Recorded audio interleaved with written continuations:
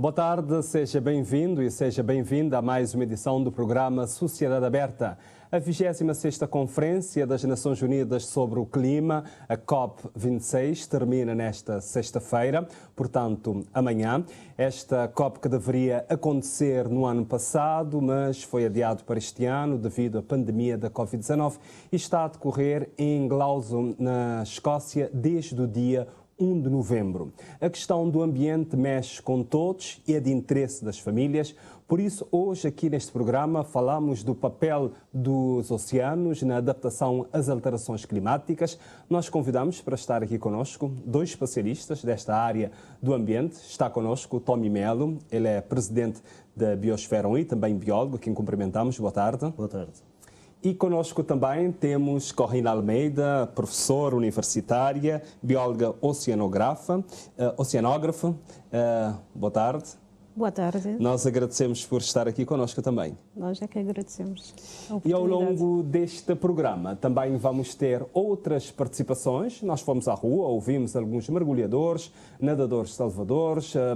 Também ouvimos, vamos mais à frente neste programa, ouvir a declaração do Primeiro-Ministro nesta Cimeira das Nações Unidas sobre mudanças climáticas, mas também você pode participar, é só ligar para 594-9714, 594-9714, inscreva agora mesmo, dê a sua opinião sobre o papel dos oceanos na adaptação às alterações climáticas. Acompanhamos assim Jen Moreno, este jovem músico a partir desta região do país. Já sabe, este é o espaço de divulgação da sua música. Se quiser também participar, é só procurar este programa nas redes sociais, é procurar Sociedade Aberta, envia mensagem, envia a sua música e vai poder também estar aqui no nosso palco da Sociedade Aberta, que traz para discussão temas de interesse das famílias. E hoje estamos aqui para conversar consigo sobre o papel dos oceanos na adaptação às alterações climáticas. Vamos começar por si, Corrina Almeida, que é professora, bióloga também, para nos ajudar. O oceano proporciona, nós todos sabemos disso, o alimento, a energia, rotas de comércio e outros valores económicos, cobrindo mais de 70% da superfície da Terra, absorve parte das emissões de dióxido de carbono derivados da atividade humana e mais de 90% do excesso de calor criado pelos gases com efeito de estufa. Os oceanos, falou-se na COP26, mas falou-se muito pouco dos oceanos. Eu gostaria de um comentário seu sobre tudo isso que os oceanos nos proporcionam e muito mais também. Como acabou de expor, não é? Tem um papel extremamente importante, digamos, na regulação climática, na medida que, ou seja, os problemas seriam muito mais devastadores se não fosse pelos oceanos e não fosse pela extensão dos oceanos no planeta Terra. Então ameniza, aliás, todos nós sabemos, né, desde o ensino primário e secundário, que a água, os oceanos têm um papel amenizador do clima, então faz esse papel. E não somente pela água, mas também pelos organismos que habitam, os ecossistemas marinhos, né, como todo, também contribuem para esse papel amenizador. Por quê? Esse dióxido de carbono, muitos dos organismos, por exemplo, como os búzios, os organismos que têm conchas, né, utilizam o dióxido de carbono para produzir as suas conchas. Então, muito desse dióxido de carbono está sendo absorvido dessa forma. Então, é absorvido pela água, mas depois também é absorvido por esses organismos, com os quais constroem as suas conchas e depois, quando morrem, parte dessas conchas são depositadas no fundo. Também há reciclagem desse dióxido de carbono e cálcio também.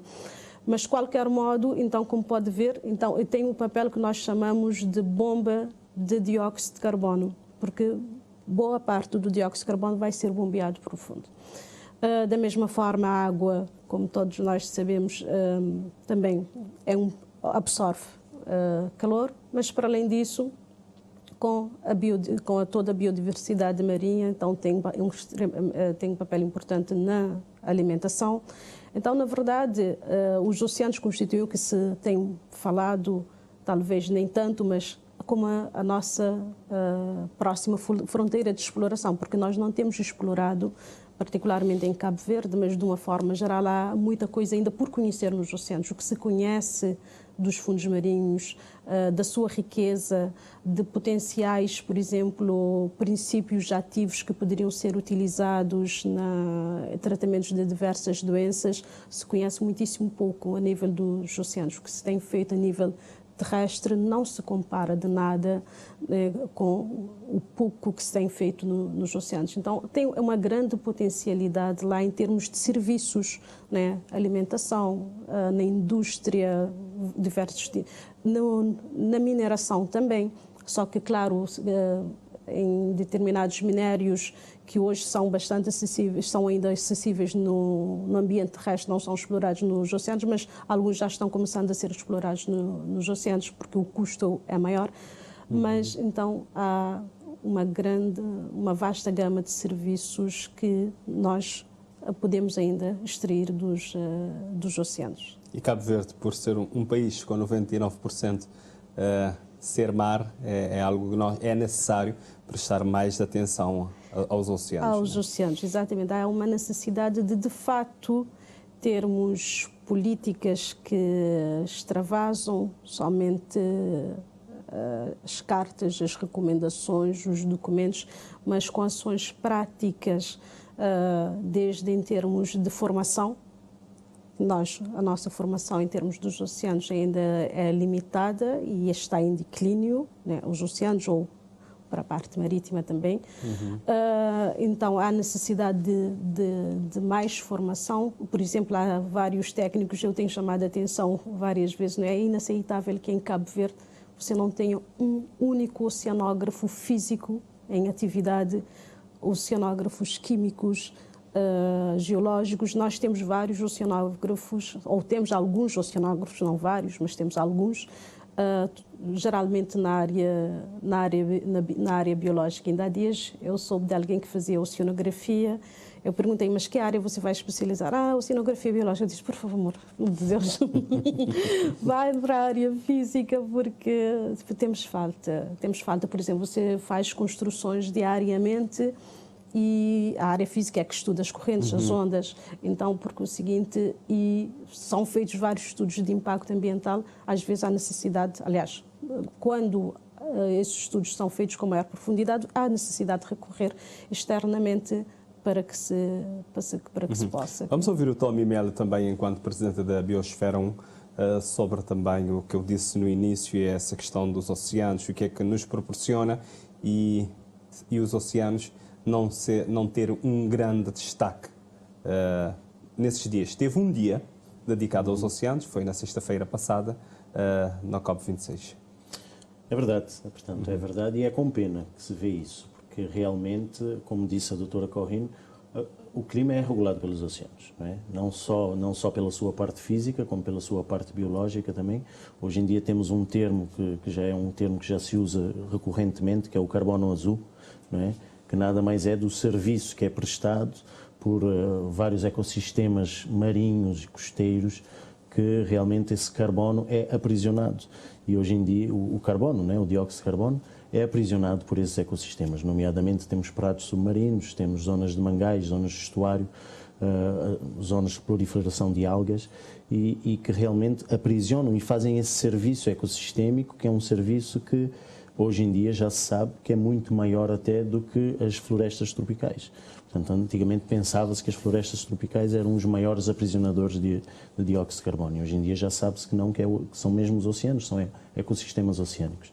E, portanto, isso revela a grande importância realmente que deveríamos ter na gestão dos oceanos na vertente das preocupações climáticas que temos hoje em dia.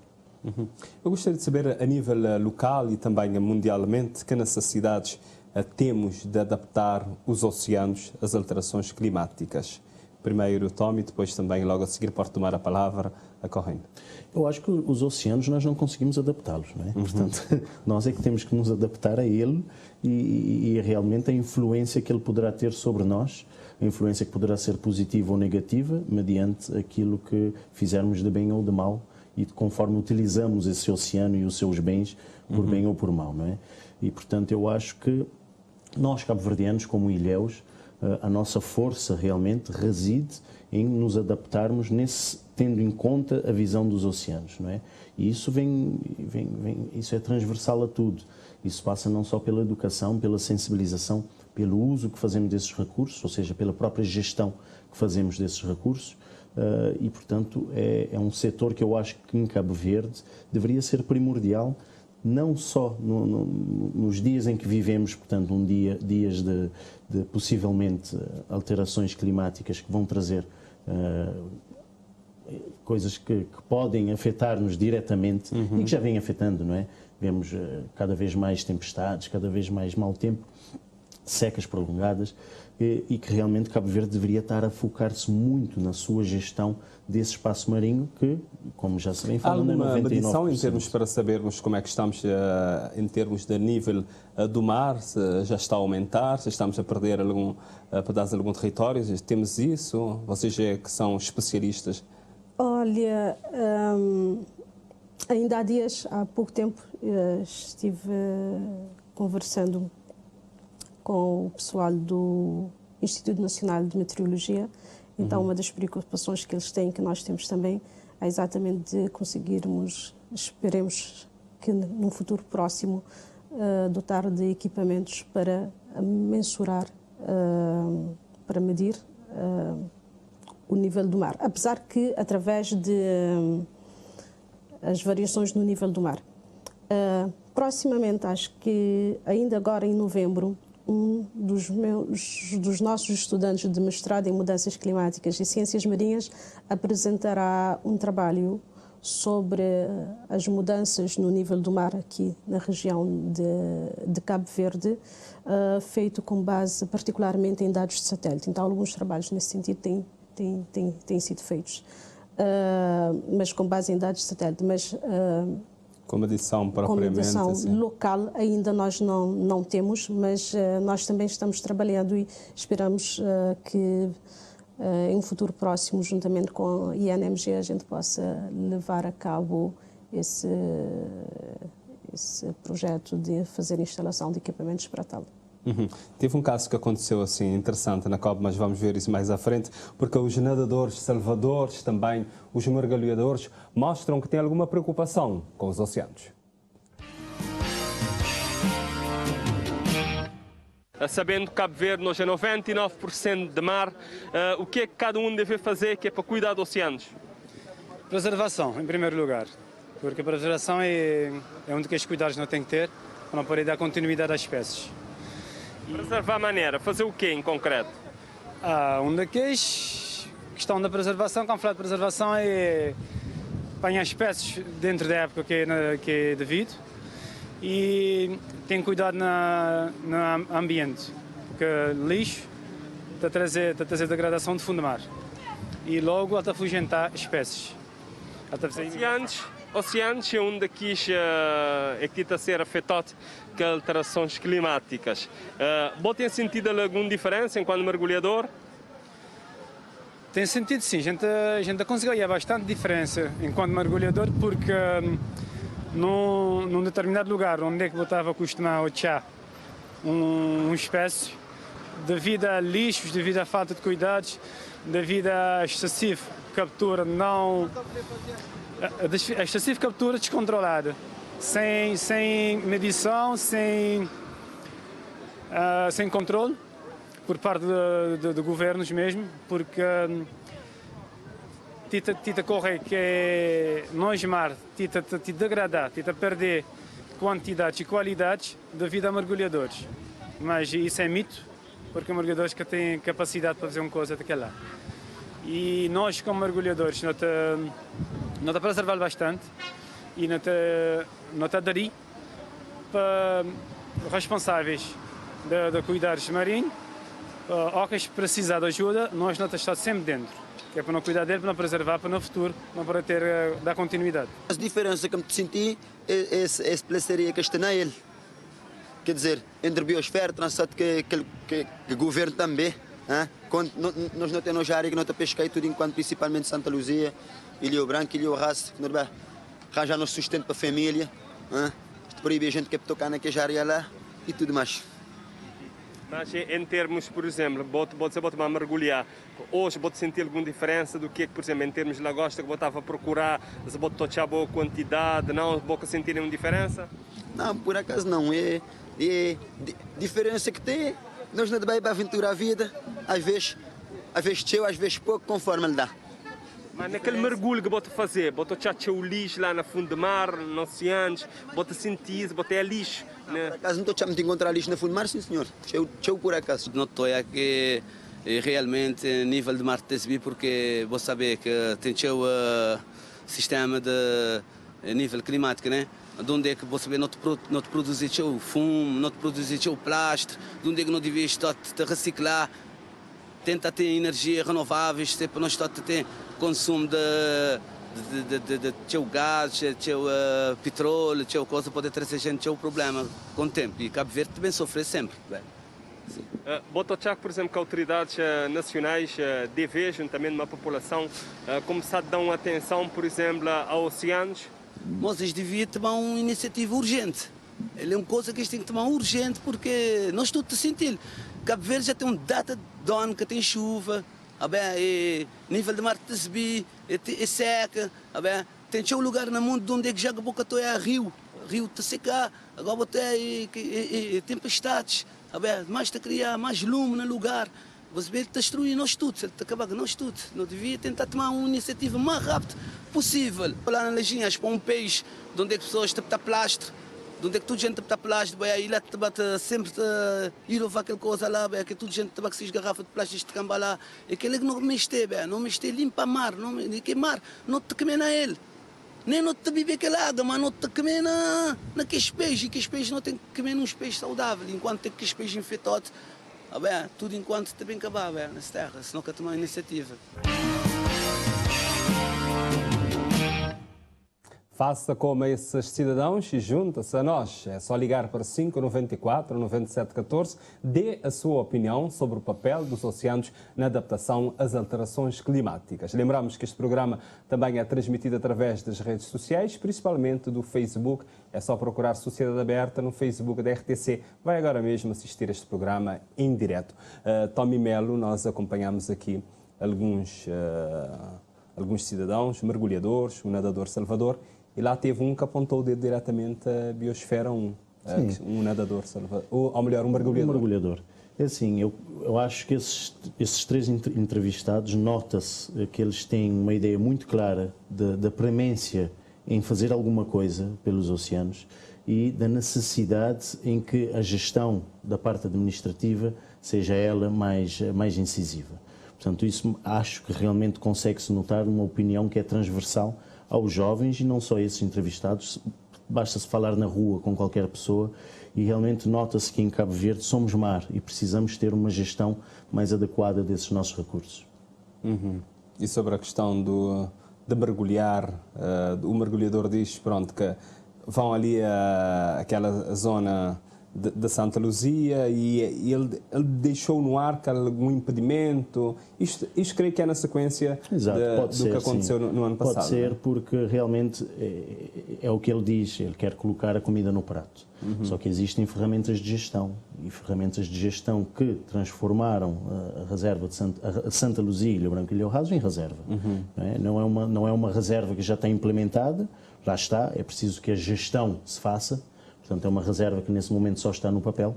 É preciso ainda se delimitar, fazer um limite físico que ainda não existe, não foi aprovado, um plano de gestão que ainda não existe e que ainda não foi aprovado, e por isso, e por essas e por outras, que ainda existe um conflito entre utilizadores. Não é?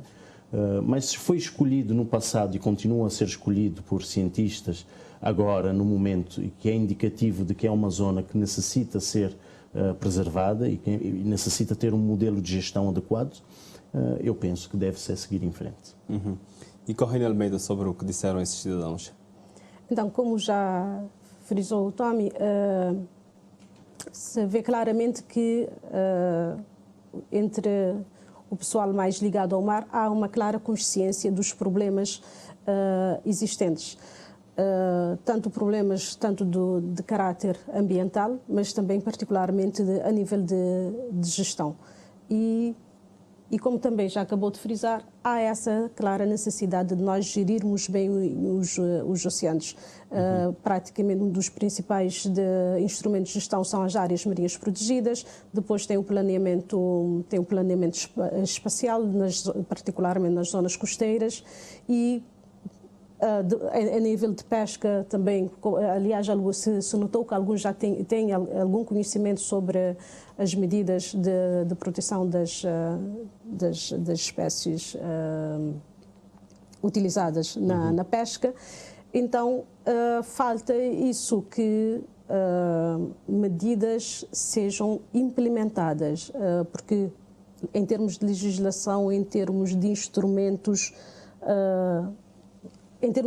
nomeadamente planeamento espacial, estamos muito aquém, mas já temos várias as áreas protegidas, mas apenas no papel, não são implementadas, e por conseguinte mais geram problemas, conflitos do que soluções. E se fossem devidamente implementadas, por exemplo, porque se acredita uma área marinha protegida, o seu papel é de promover, digamos, o aumento, a proteção das espécies que lá estão, e por conseguinte contribuindo para o incremento das populações que lá ocorrem. Mas só que, claro, os oceanos são conectados entre si, por conseguinte acabam exportando esse excedente, não é? Ou seja, vai-se produzindo, não só contribui para a área efetivamente protegida, mas também contribui para as áreas externas. E se nós tivéssemos uma área devidamente protegida, seguramente não somente essa área as populações estariam melhores, mas também como outras populações de várias espécies que são pescadas teriam maior produtividade, e evitaria e minimizaria esse tipo de situação. Como especialista da área, quando observa sempre o oceano, para o nosso mar, que medidas urgentes que acha que devem ser adotadas para a saúde do mar? Já temos, como já frisamos, já temos algumas áreas protegidas, particularmente o complexo Santa Luzia e Ilhéus. Portanto, é extremamente urgente, não é, avançar, não é, com um plano de gestão dessa área. Nós começarmos, ao mesmo tempo que se faz a gestão, essa gestão obviamente tem que ser sustentada na ciência, ou seja, temos que estar trabalhando na colheita de dados, na análise desses dados e produzir os resultados para que possamos facilmente demonstrar os resultados da reserva, e dessa forma, não é, nós conseguirmos convencermos-nos do papel dessas reservas e também conseguirmos não somente convencermos os gestores, os cientistas, mas também a população e os utilizadores. Então é extremamente importante, mas precisamos efetivar as várias medidas. Infelizmente nós não temos.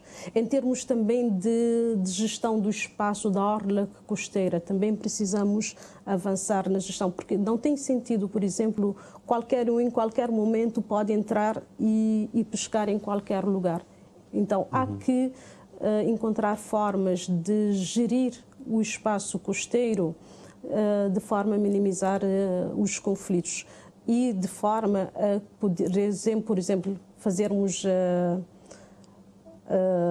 gestão rotativa, por exemplo, para a apanha de lapas, ou, durante algum tempo apanhar lapas num determinado local e depois esperar proteger o outro local. Então, e assim nós poderemos ter ao longo do tempo, mas quando o oceano e particularmente a nossa orla costeira é aberta a todos, então por conseguinte, e a todo o tempo, por conseguinte, nós estamos numa situação como esses mergulhadores, nós mergulhamos, né? E vemos que nos últimos anos, de 10 anos para cá, ou seja, não se compara o que vemos hoje, o que víamos há 10 anos, 15 anos atrás. Não se compara. É desanimador. Eu, por exemplo, o ano passado eu fui para o Calhau, ali no Salto. Foi desanimador, porque só via algas flutuando. Mal se via um peixe. É desanimadora a situação que nós estamos, porque... E que outras prioridades, Tommy? Odeir, eu acho que é a resiliência, não é? Portanto, muito se fala da resiliência. Cabo Verde é um país pequeno, é um país que realmente do mar é que extraímos a maior parte dos nossos recursos, e a resiliência do país está na boa gestão desse oceano, não é?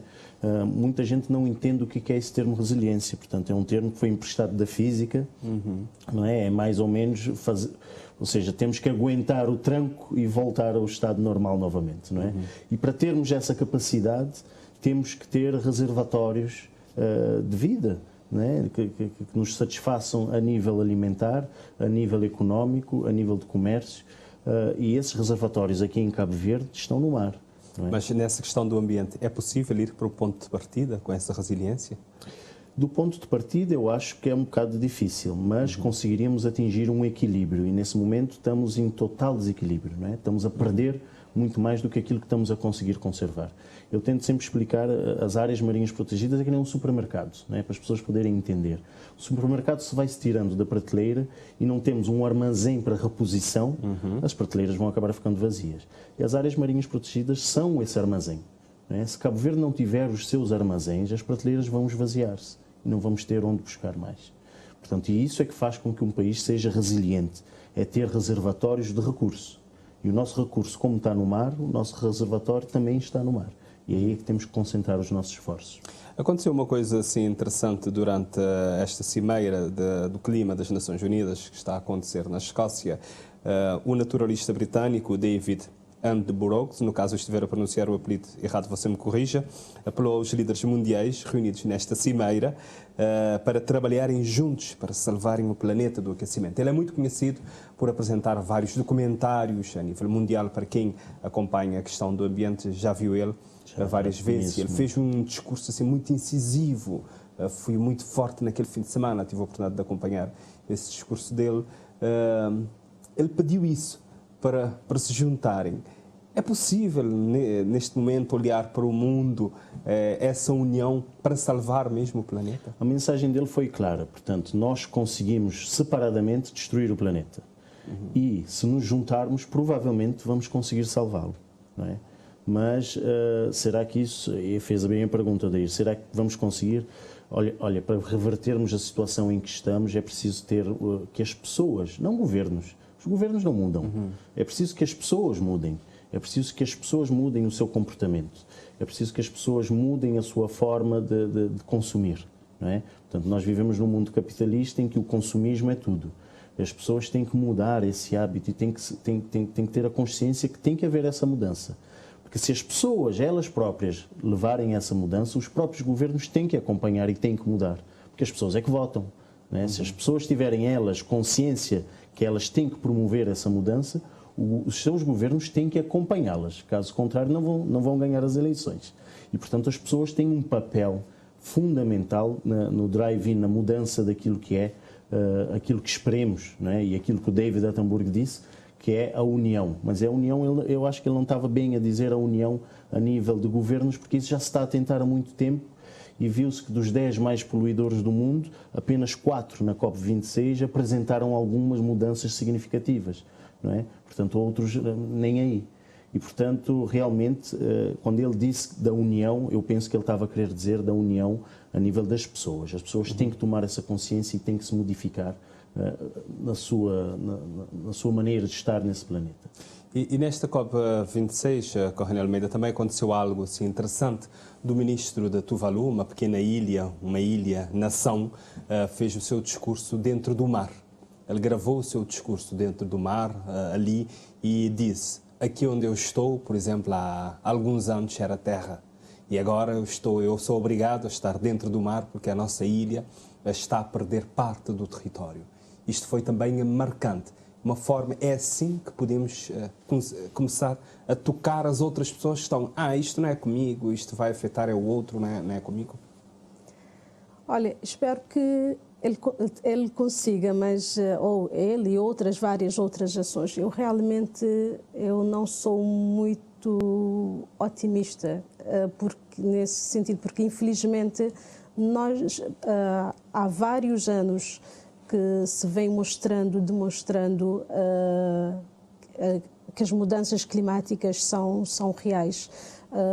Hoje, a grande maioria das pessoas tem consciência que as mudanças climáticas são reais. E hoje em dia os efeitos não são só sentidos nos estados, nos pequenos estados insulares, mas também não somente nos países menos favorecidos, mas também, por exemplo, se viu o ano passado, aliás, este ano, né, a situação na Alemanha, as ondas de calor na Europa, que tem de calor de queimadas na Europa, nos Estados Unidos, na Austrália, que parecem que vêm se intensificando. Ou seja, todos nós já estamos sendo, em certa medida, afetados pelas mudanças climáticas. Infelizmente, nós não estamos tomando consciência.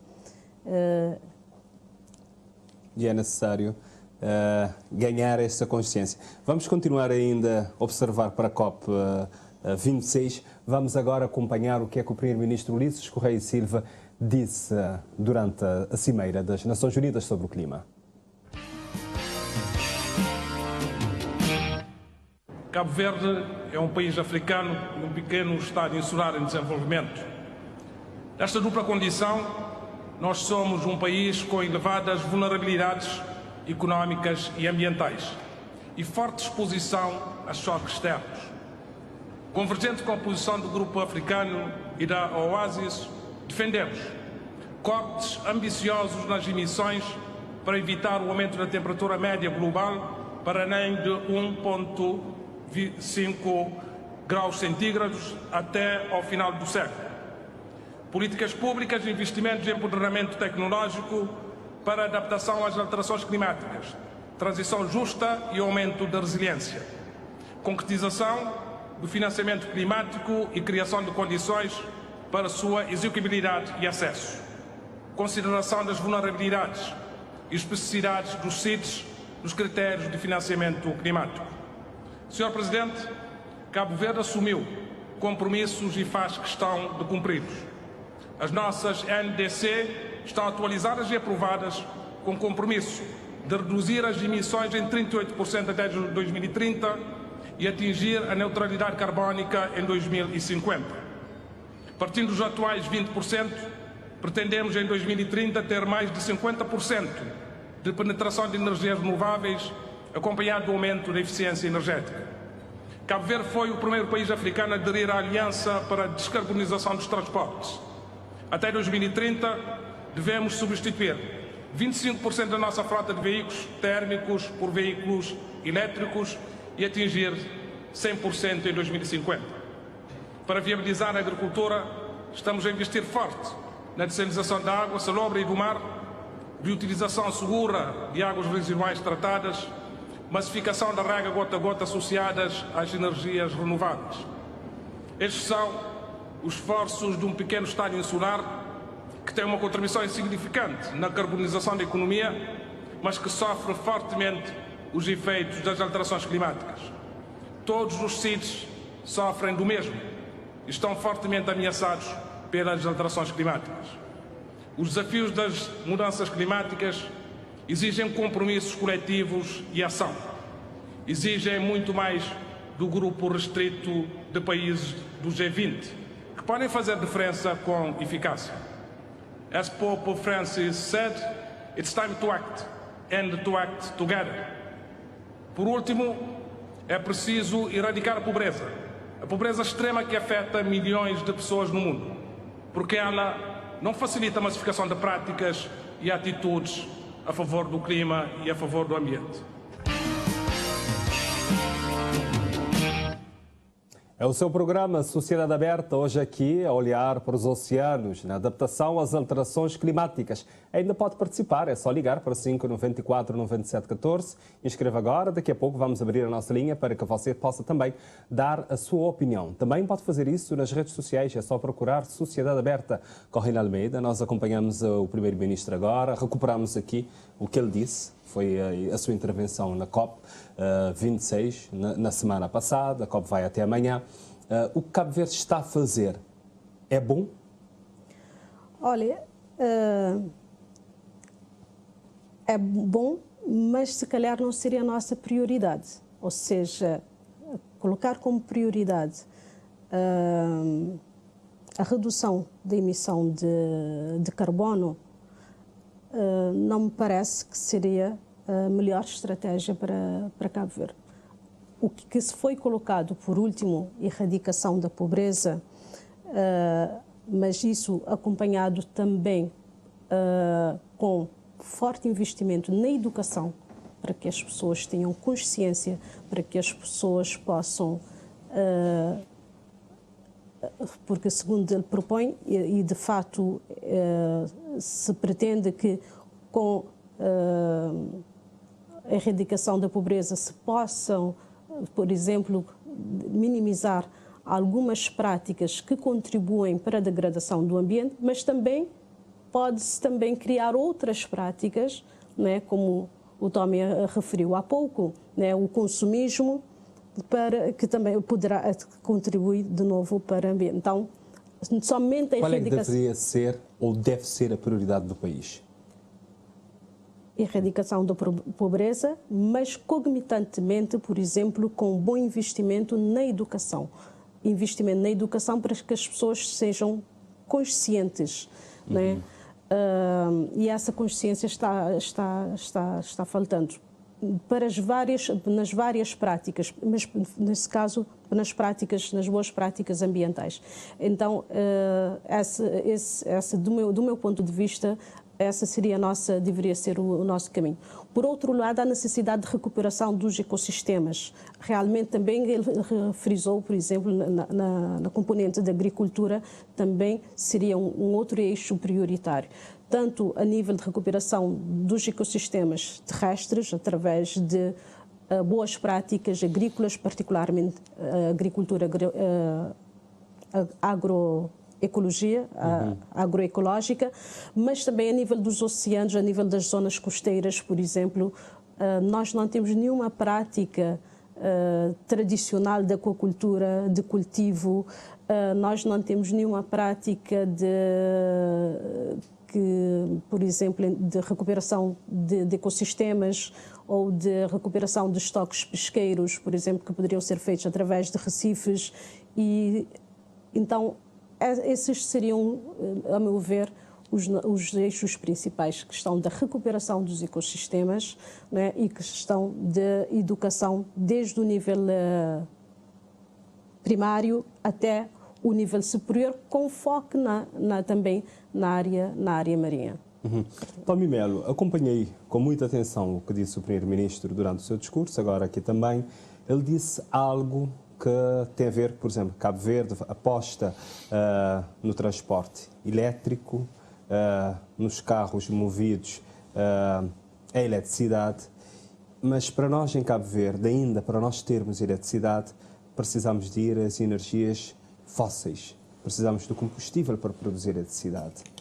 Temos vento, temos sol, mas isso ainda temos muito pouco a sua penetração dentro da produção da energia elétrica.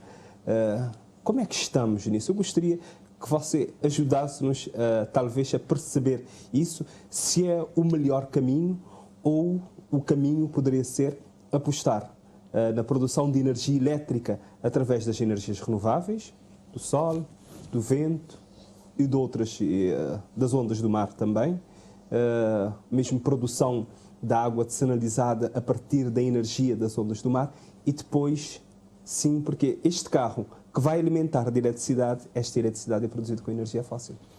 Sim, Odair, tens razão. E olha, antes de mais concordo em grau, número e género que disse a doutora Corrine. E sim, é verdade, quer dizer, apostar nas energias renováveis é sempre uma boa aposta, em qualquer altura. Hoje, há 100 anos atrás, ainda não, quase que não existia, é sempre uma boa aposta. Agora, realmente, é preciso ter uma sequência lógica de acontecimentos, não é? E aqui, como o Odair disse muito bem, apostar em carros elétricos antes de termos realmente alguma capacidade de eletrificar, de carregar as baterias dessa viatura com energia renovável e se antes vamos utilizar energia fóssil para isso, portanto eu acho que não vemos aqui muito ganho. Eu acho que Cabo Verde realmente deveria apostar, como disse aqui a doutora Corrine, nesses eixos, não é? Reabilitação dos ecossistemas, educação ambiental. Tem ainda um eixo que eu acho muito importante, que é a integração. Porque as nossas comunidades costeiras não estão integradas no seu ambiente, não é? Muito se fala da economia azul e etc. E está-se a dar uma hipótese para essas pessoas. É o que disse há bocado o senhor mergulhador, não é? Está-se a dar uma hipótese a essas pessoas ou estão apenas a proibi-las? Não é? É preciso criar formas para integrar essas comunidades costeiras dentro daquilo que nós achamos que realmente é necessário para que tenhamos um desenvolvimento sustentável. Não é? Portanto, a economia azul fala-se muito nisso, mas é preciso pôr em prática. É preciso realmente integrar essa comunidade costeira dentro da economia azul. Não é? E é preciso dar passos mais fortes, porque já se está a falar disso há muitos anos. E é preciso realmente colocar a mão na massa e começar a agir na prática. Não é? Cortar emissões em Cabo Verde, ora bem, Cabo Verde, qual é o seu papel, qual é o seu impacto a nível de emissões comparado com o resto do planeta? Pouco. Mas Cabo Verde está entre os 10 hotspots mundiais de biodiversidade marinha.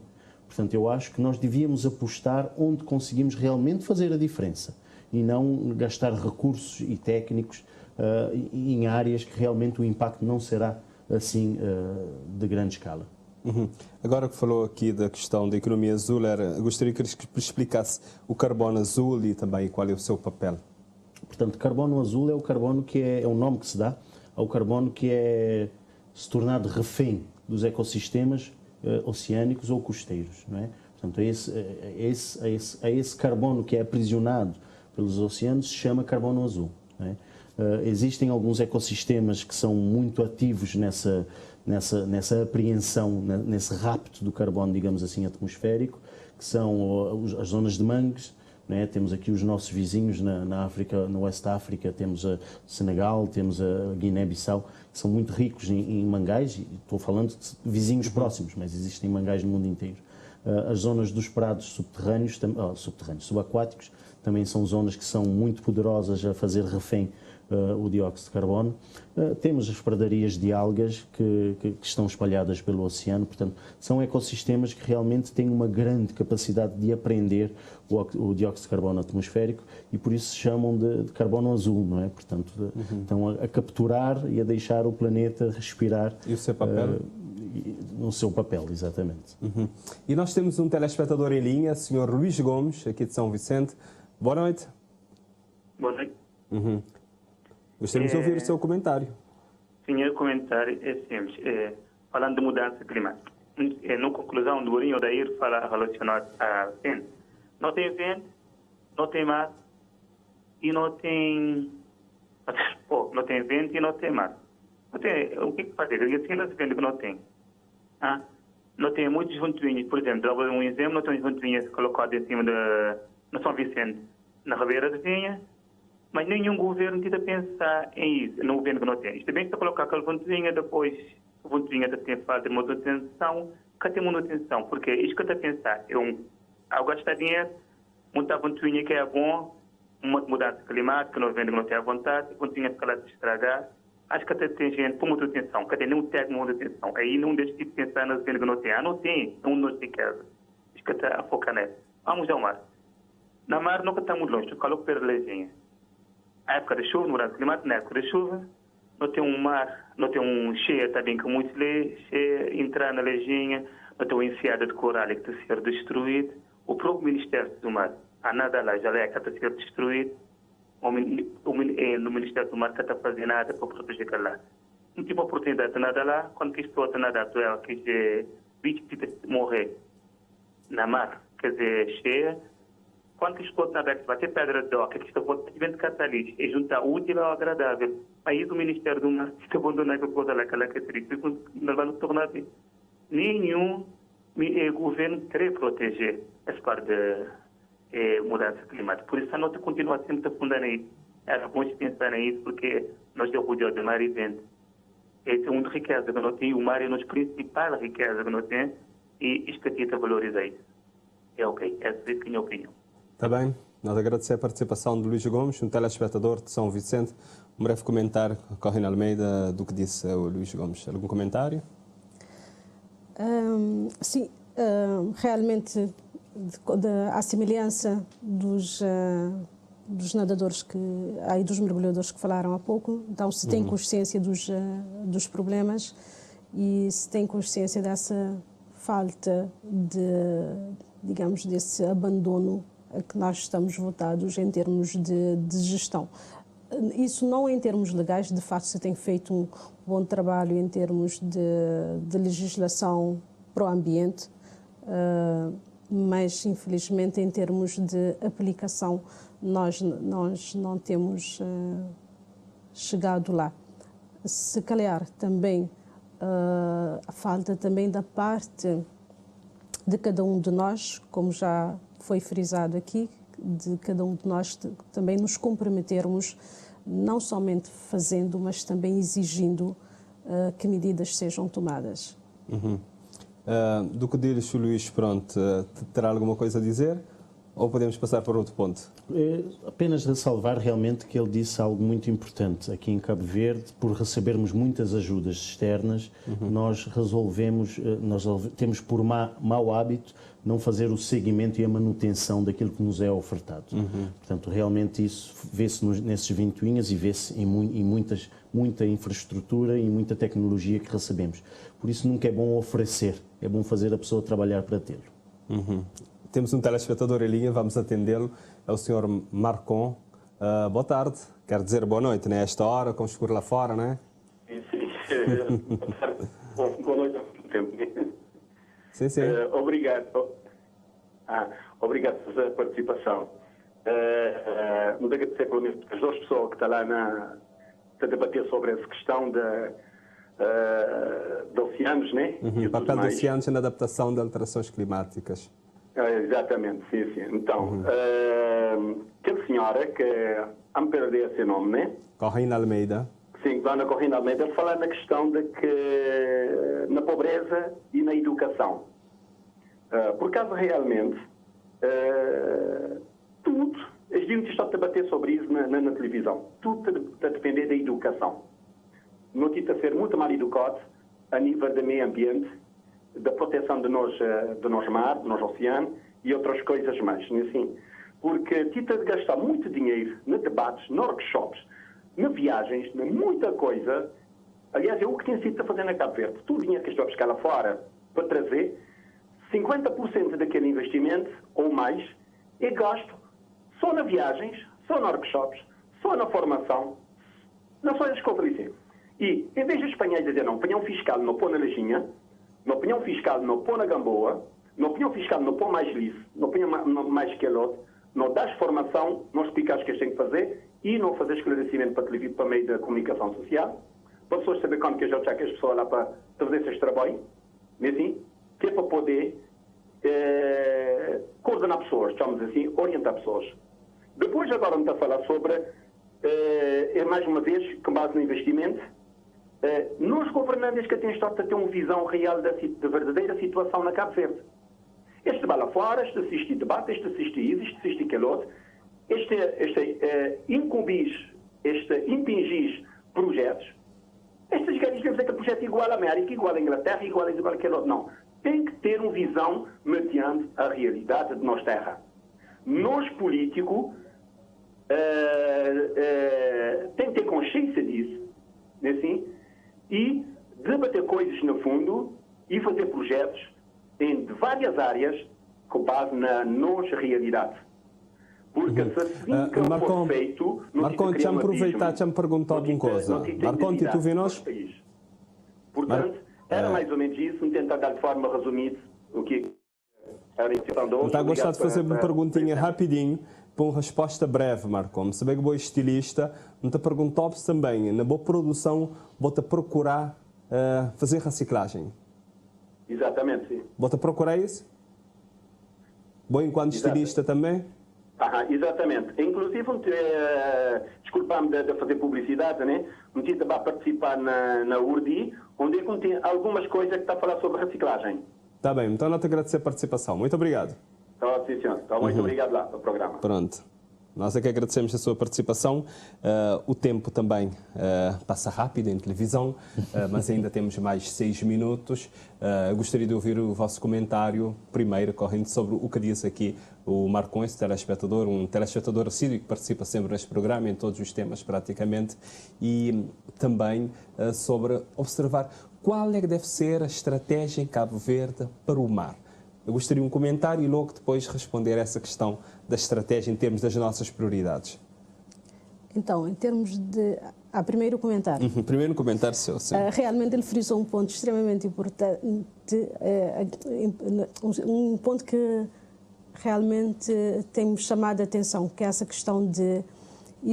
Mas isso não é só uma questão de Cabo Verde. Ainda ontem estive conversando com alguém no âmbito do programa, de um programa que eu trabalho. Muito brevemente será feito um evento e que nesse evento, quer dizer, além de será, digamos, carbono relacionado às várias viagens, todos esses workshops geralmente ou poucas vezes se tem o cuidado, por exemplo, de não ter frascos de plástico.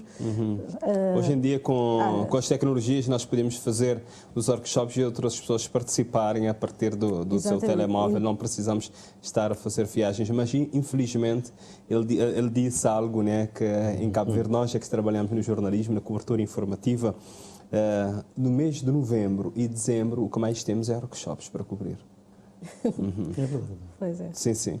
E isto, pronto, para concluir o seu raciocínio e para me responder a questão das estratégias nacionais, quais é que devem ser as prioridades para o mar? Então, como já havia referido, em termos de educação, infelizmente nós somos uma sociedade, a educação expandiu muito, cresceu muito, e se tem feito muito investimento na educação, por exemplo, entre quando eu fui estudante e agora eu já na fase adulta, então cresceu muito o nosso sistema educativo, mas agora precisa investir muito em termos de qualidade.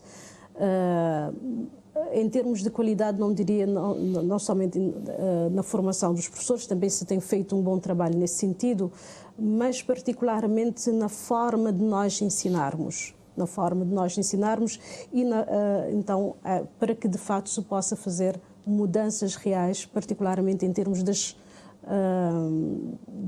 competências sociais nas crianças, particularmente nessa fase infantil, para que as pessoas desenvolvam essas competências desde empatia, desde respeito, porque sempre se fala a educação nas famílias, mas se nós pensarmos um país em que ao longo de várias gerações nós temos tido fragilidades na educação a nível familiar, portanto, se calhar é necessário que as escolas também assumam em parte esse papel de contribuir, porque as pessoas, porque pensar o ensino só em termos de conteúdo, não é, de conteúdo a ser respondido numa determinada prova, não adianta muito. Então temos que pensar o ensino mais também em termos de práticas. E isso é, digamos, o lado deficiente do nosso ensino. De práticas. Vamos ouvir o Tommy também, só temos mais um minuto também, temos que adiantar. Tommy, com certeza vai olhar para 196 nações que se encontram na COP26, só 20 países, apenas 20 que são responsáveis por mais de 90% das emissões. Já falou aqui da questão de sermos resilientes, mas o que falta para termos uma legislação para estabelecer uma rede coerente e resiliente das áreas marinhas. Eu gostaria que em menos de 1 minuto, 45 segundos, conseguisse olhar para isso, esses dois aspectos que eu já falei aqui. Sim, a rede de áreas marinhas protegidas em Cabo Verde já existe. Não é? Já existe, portanto, já existe a infraestrutura. É preciso realmente fazer com que essa estrutura trabalhe, é preciso haver com que haja comunicação entre os atores locais, que são organizações de sociedade civil, são associações comunitárias, e o Governo Central. Não é? É preciso que haja essa ligação, porque está a faltar a comunicação, e essa comunicação quando falha, as rodas dentadas não se encaixam e a coisa não consegue progredir. Portanto, é preciso que se crie um modelo de diálogo que seja realmente prático nos dias atuais e que consiga realmente fazer essa linkagem entre governo, instituições do Estado e organizações de sociedade civil, associações comunitárias, ou seja, quem está no terreno e quem vive o dia a dia dessas zonas prioritárias. E a questão de COP, rapidamente, sobre... A questão da COP, vamos cruzar os dedos. Realmente, amanhã termina, vamos ver se realmente existe algum comprometimento por parte das nações que realmente são os mais poluidores, como já vimos, 90% é emitido por apenas 20 nações. É isso que vamos esperar ver o rescaldo desse grande congresso, dessa grande cimeira e ver o que é que vamos contar. Daí vai depender... E que as palavras do Obama tenham exatamente efeito junto aos jovens, porque eles é que podem, né, mudar. Eles é que podem ter a força, eles é que têm na mão a ferramenta de mudar o seu próprio futuro. Está bem, eu agradeço a presença dos dois aqui neste programa Sociedade Aberta. Hoje aqui nós falamos sobre o papel dos oceanos na adaptação às alterações climáticas. Pode rever este programa nas nossas plataformas digitais. Este programa também é repetido sempre sexta-feira, portanto, hoje, quinta-feira, o programa é direto. Pode ver este programa na quinta-feira, na sexta-feira, por volta de 4 da tarde. Também pode sugerir temas para nós abordarmos aqui neste programa. Voltaremos a estar juntos na próxima segunda-feira. E na segunda-feira vamos dar uma atenção muito especial à questão da prevenção do consumo exagerado do álcool e das drogas ilícitas. Vamos conhecer juntos também o projeto do artista Gadalomba. Ele vai estar aqui conosco, juntamente com outro especialista, no programa na próxima segunda-feira, às 6 da tarde. Fique bem, encontramos aqui na segunda.